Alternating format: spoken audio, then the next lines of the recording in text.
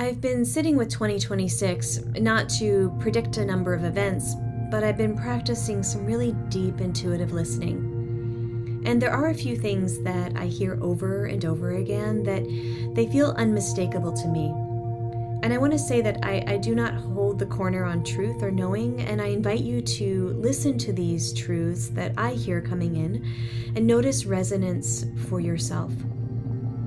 Before we get into essentially the 5 trends that I continue to hear over and over again, I want to name that there's an antagonist in the room that it's important for us to make sense of. And the antagonist is that it's not that we aren't prepared for what's coming, it's that many of us are still trying to use the old tools that no longer work. And I'll give you a few examples. And this is key for living into what's coming. For example, many of us are seeking and striving for certainty, where what's really needed is what I just mentioned, deep listening, where discernment naturally follows. Many of us are striving and longing for a firm, fixed identity to lead us into the next year, where what is really needed is a lot of flexibility and even moving with a fluid identity that is more than just ourselves. Many of us are looking for speed and efficiency, where what is really called for right now is orientation and alignment. This is what I mean by the skills for emergence. When we're in an emergence like we are right now, we always feel more destabilized before it comes together to feel coherent. And we're seeing this across many economic, political, and cultural forecasts from institutions like the World Economic Forum and long-range futurists, that there is an agreement that we're not heading toward a collapse, but toward a season of fragility, where growth slows, risk increases, and there's more complexity rather than answers.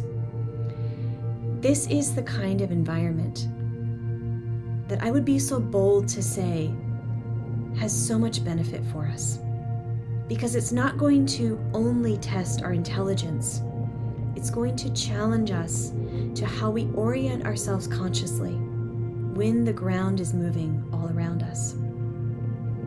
This is likely what you're feeling right now, that you're being called to use a new set of skills that might feel a little bit rusty, that you sense something is emerging and you don't know what you're stepping into, but you know that it's real. What I can tell you is, as you feel fragility around you, finding conscious centeredness inside is what will sustain you, give you the clarity and the certainty and the stability that you long for. And it's not going to come from external sources. So how do we do that? Here are 5 trends that I hear over and over again. The first is to loosen your attachment to identity. It's not because identity is wrong, but it's because identity can be really heavy. Roles, titles, responsibility, patterns, they give us a lot of structure and meaning, but in times of transition, often those very rigid identities can create additional roadblocks for us instead of coherence. And we know when we're stuck in rigidity, especially around our identity, when we're exhausted because we're doing too much. We're trying to be something or someone who the system expects us to be, but everything is changing. Many forecasts and trends are pointing toward additional or increased role ambiguity, restructuring, shifting authority over the next years. And at a human level, it means that any fixed identity in yourself can become a liability. I know that sounds harsh on the surface, but what I'm really saying is to invite yourself into some flexibility about who you are.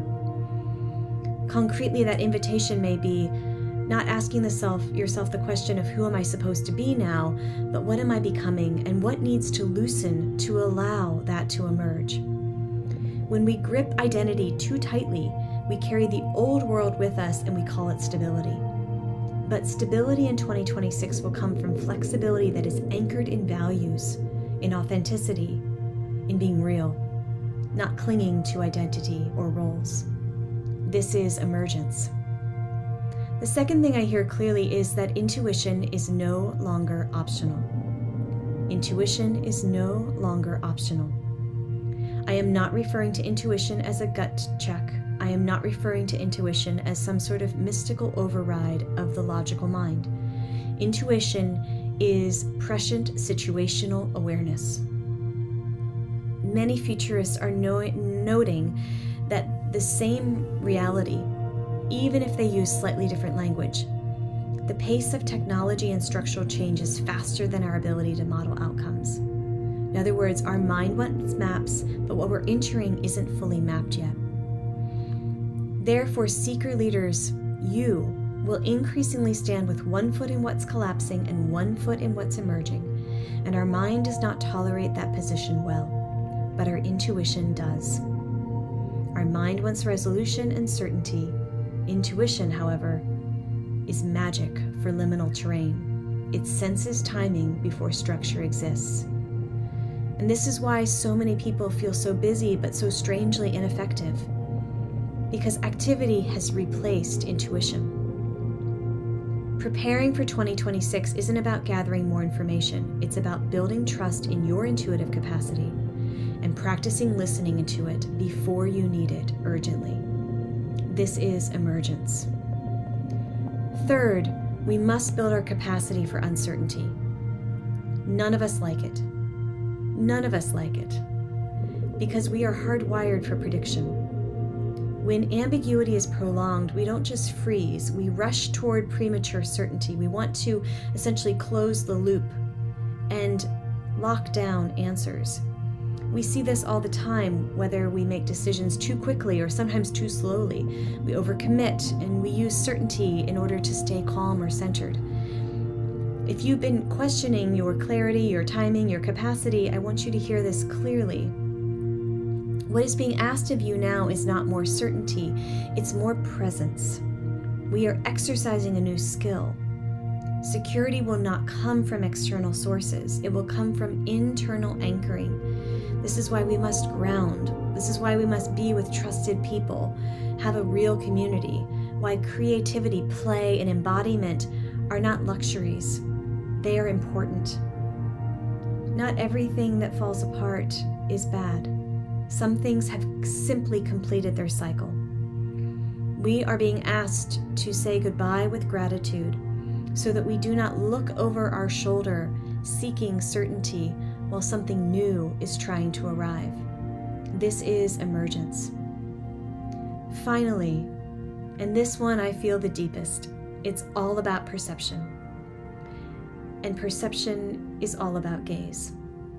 Every political and cultural forecast for the coming years points to heightened reactivity, increased polarization, and emotional charge. These are not social problems. These are not other people's problems. These are mirrors. All of us carry these unconscious biases, most of them rooted in emotion. Most of them are formed for our protection. Over time, protection becomes a distortion. So instead of demonizing what is triggering us, we are being invited to turn toward it with curiosity, to not use transcendence as an escape, but transcendence as a deepening, to practice deep listening. Many traditions are describing it as the rising feminine, not as gender, but as a quality of being, receptive, relational, embodied, intuitive, for all people. We come to know what is emerging in the world by expanding our perception to meet and greet what we have separated from in ourselves. It always starts within. So here is the perceptual mirror I keep offering to myself every day, and I offer it to you. Notice what makes you uncomfortable. Notice what you resist at all costs. Notice what pulls you out of stillness. Notice what creates inner friction. That is key information. That is where the emergence that you are in lies. And if you meet that emergence with humility, grace, compassion, something extraordinary happens. The same force that is breaking systems apart is also breaking forth a deeper source of love within you. A love that has already been through collapse. A love that can hold complexity without collapsing. If you remember nothing else, remember this. Loosen what no longer fits. Trust what you can sense. And let 2026 meet you with your center intact. This is emergence.